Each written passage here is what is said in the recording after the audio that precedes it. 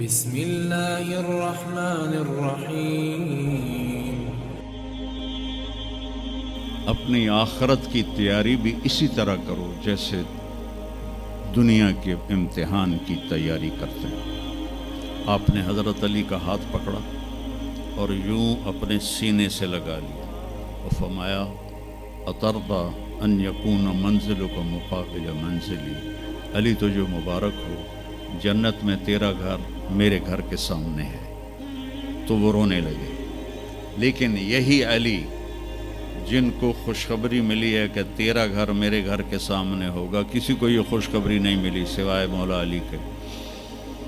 وہ رات کی مناجات میں روز تڑپتے روتے ہوئے یہ کہتے تھے آہن آہ من قلت الزاد و بعد السفر و وحشت الطریق، ہائے اللہ، ہائے اللہ، ہائے اللہ، میرے پاس عمل تھوڑا ہے۔ تھوڑے عمل والے کا گھر نبی کے گھر کے سامنے بنتا ہے؟ میرا عمل تھوڑا ہے، رستہ تنہا ہے، کبھی دیکھا نہیں اندیکھا ہے، یا اللہ پتہ نہیں میرا کیا بنے گا۔ یہ روز کی پکار اور مناجات تھی۔ اور پھر دنیا کو کہتے الیہ تغررتی، دنیا تو مجھے دھوکہ دیتی ہے، ہی ہاتھ غری غیری، چل دفعہ ہو جا کسی اور کو دھوکہ دے، میں بتتو کی ثلاثہ، میں تمہیں 3 طلاق دے چکا۔ تو جن لوگوں نے آخرت کو بنا لیا وہ کامیاب ہے، اور جن لوگوں نے آخرت کو نہ بنایا تو وہ کچھ بچے ہڈ بلوں کی ویسی نام لے لیے ہیں، سیر کے لیے گئے کشتی کی، تو وہ کہنے لگے ملاح سے چاچا تنو کیمسٹری آمدی؟ اس کہ پتر اج ہی نہ سنیا کی ہوندی ہے؟ کہ تینوں پتہ نہیں ایسی سپیریئر یونیورسٹی دے سپیریئر لڑکے ہیں، سانوں ساری کیمسٹری دا پتہ۔ دوسرے نے پوچھا چاچا تو فزکس پڑھی ہے؟ کہ میرا بچہ میں تو اج ہی نہ سنیا، ساری حیاتیہ بیڑی بائی ہے۔ تو چاچا تیری ادھی زندگی چلی گئی، ادھی زندگی ختم ہو گئی۔ سانوں ایک اسی سپیریئر دے سپیریئر بچے، ساڑا برائٹ فیوچر۔ اتنے چھک موج آئی تے کشتی ہوئی ڈاواں ڈول۔ اس کہ پترو ترنا سکھیا ہی نے،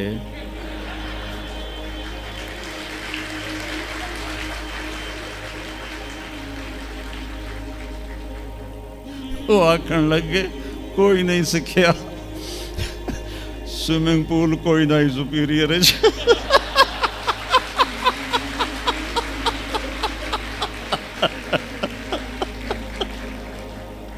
تو وہ ملا کہنے لگا پترو میری تو ادھی گئی تو تہاڈی ساری گئی۔ تو میرے بچوں مرتے وقت ایسا نہ ہو کہ تم کہہ رہے ہو ساری برباد ہو۔ اپنی زندگی، اپنے نبی کی زندگی پڑھو۔ چند تو فرائض ہیں جو میں نے ابھی پہلے گنائے ہیں، اس کے علاوہ سچ انسان کو عزت دیتا ہے، دیانتداری انسان کو عزت دیتی ہے، رزق حلال انسان کو بلند مقام باوقار بناتا ہے، اور اچھے اخلاق فرشتوں سے بھی اوپر اس کو لے جاتے ہیں۔ آپ نے فرمایا جس کے اخلاق اچھے ہوں گے میں جنت الفردوس میں گھر لے کر دوں گا۔ تو نماز کی عادت ڈالو۔ کچھ بچے جی نہیں پڑھی جاندی، وہ دن میں کوئی ایک نماز ضرور پڑھو، جمعہ پڑھو، ایک نماز ضرور پڑھو، وہ 2 ہو جائیں گی، پھر وہ 3 ہو جائیں گی، پھر وہ 4 ہو جائیں گی، پھر وہ 5 ہو جائیں گی۔ میں نے جتنوں کو بھی یہ نسخہ بتایا وہ سارے اللہ کے فضل سے، گورنمنٹ کالج میں میرا تھا ساتھی، تو وہ پھر شفٹ ہو گیا انگلینڈ، تو کوئی 40-45 سال بعد اس سے ملاقات ہوئی، یہاں پاکستان آیا ہوا تھا۔ تو میں نے کہا کہ نماز پڑھتے ہو؟ کہنے لگا نہیں۔ جمعہ؟ کہنے لگا نہیں۔ تو میں نے کہا اچھا ایسا کرو، ایک نماز شروع کر دو اور ایک جمعہ شروع کر دو۔ یہ ایک فرد کا واقعہ نہیں، ایسے میں ہزاروں بچوں پر بچیوں پر تجربہ کر چکا ہوں، اور وہ 5 وقت کے نمازی بن گئے۔ تو 2 दिन کے بعد فون پہ بات ہوئی تو کہنے لگا یار تو میں نے ایک دسی آئی میں تو پنجے شروع کر دیتی ہوں. وہ ڈرنکنگ بھی کرتا تھا, کالج کے زمانے میں بھی کرتا تھا. کہنے لگا لو جب میں نے نماز شروع کی تو میں نے کہا میری توبہ, میں شراب کو بھی ہاتھ نہیں لگاؤں گا. نماز ایسی چیز اپنی زندگی, اگر کسی کے لیے رخصت ہوتی تو حضرت امام حسین علیہ السلام کے لیے رخصت ہوتی میدان کربلا میں. لیکن کیا جنت کے سردار, جنت کے نوجوانوں کے سردار, اور جنگ سے پہلے اونگ آ گئی اور آنکھ کھلی تو مسکرانے لگے. تو بہن زینب علیہ السلام نے پوچھا یہ کوئی ہنسن دا ٹائم ہے, اتنی تو مصیبت آئی کھڑی. کہ بہن اللہ کے نبی خواب میں آئے ہیں, فرما رہے ہیں بیٹا میں لینے کے لیے آ چکا ہوں. تو اب یہ نماز نہ پڑھتے تو ٹھیک تھا, اتنا تو قتل و غارت چل رہا تھا. لیکن جو ہی ایسے سورج ڈھلا تو آپ نے زہیر تھے آپ کے رائٹ سائڈ پر جھنڈا اٹھانے والے, اور لیفٹ پر تھے حبیب, اور درمیان میں تھے عباس اپنے بھائی.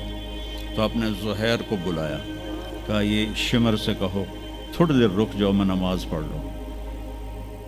تو زہیر نے شمر سے کہا, تو شمر نے کہا ہم جنگ نہیں روکیں گے, ہم سر اڑائیں گے. تو انہوں نے واپس آ کر کہا جی وہ انہوں نے جنگ روکنے سے انکار کر دیا ہے, اللہ کی قسم اب ان کے لیے کھلی اجازت تھی کہ یہ چھوڑ دیں اور سر کٹا دیں. لیکن آپ نے فرمایا سر کٹ سکتا ہے, نماز نہیں چھوڑ سکتی.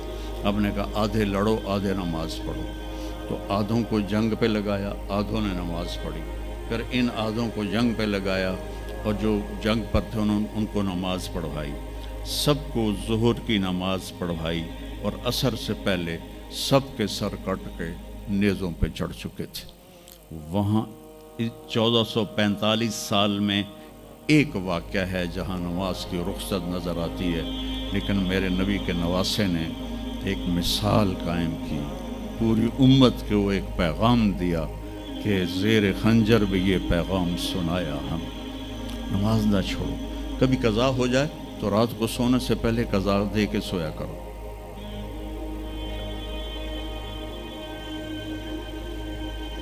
آپس میں کوئی لڑے ہوئے ہو تو کم از کم آج اتنی میری مان کو اٹھنا کہ صلح کر لیں. یہ کوئی بچیاں آپس میں کسی سے بول چال بند ہو, یا آپ بچوں کی آپس میں کوئی بول چال بند ہو, ایک دوسرے کو معاف کر دینا. اس سے آپ کے دلوں میں علم کی روشنی زیادہ آئے گی. آپ کے دل میں بغض ہوگا تو علم آئے گا نہیں. تو اگر اپنے حافظے کو اچھا کرنا ہے, اگر اپنے حافظے کو, تو دل سے سب کی نفرت نکال دو, اور پیٹ بھر کے کھانا نہ کھاؤ, اور اپنی نظروں کی حفاظت کرو. آپ کا حافظہ 16 سال والا رہے گا 70 سال تک. حافظے کو خراب کرنے والی یہ چیزیں کہ جن سے پڑھتے ہو ان کو عزت دو, ان کا ادب کرو, ان کا احترام کرو. باب العلم ہے حضرت مولا علی کا, میں غلام ہوں اس کا جو مجھے ایک لفظ نہیں ایک حرف, جو مجھے ایک حرف بھی سکھا دے علم کا, میں اس کا غلام ہوں. تو جو آپ کے ٹیچر ہیں یا لیڈی ٹیچر ہیں, وہ آپ کو جو کچھ بھی پڑھاتے ہیں ان کا احسان ہے آپ پر. آپ ان کو عزت دیں, ان کو احترام دیں. ان میں سے کوئی دعا دے دے گا آپ کا کام بن جائے گا. تو میں اسکول میں تو دعائیں لے نہ سکا استادوں کی, لیکن جب میں مدرسے میں داخل ہوا تو میں نے اپنے سارے استادوں کی دعا لی ہوئی ہے, ان کی عزت اور ان کے احترام سے. تو چونکہ آج کل بہت زیادہ آزاد ماحول ہو گیا ہے, تو وہ اپنے ٹیچر کو ایزی لیتے ہیں کہ کوئی ان کی بے عزتی کر دے, کوئی ان کے آگے بگڑ جائے تو اس کو برا نہیں سمجھا جاتا. لیکن بیٹا کتاب ایک ذریعہ ہے, علم آسمان سے آتا ہے, اور اس کے میں ذریعہ استاد ہوتا ہے. اور استادوں کو بھی کہتا ہوں کہ اپنے منصب کا خیال رکھو, اور اپنے پڑھانے کو اپنا فریضہ سمجھ کے ادا کرو.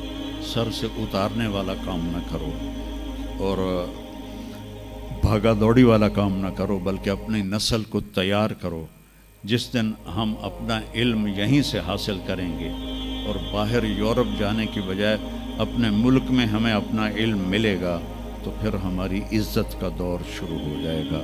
جب تک ہم علم میں غیروں کے محتاج ہیں تو ہم انہی کے محتاج رہیں گے۔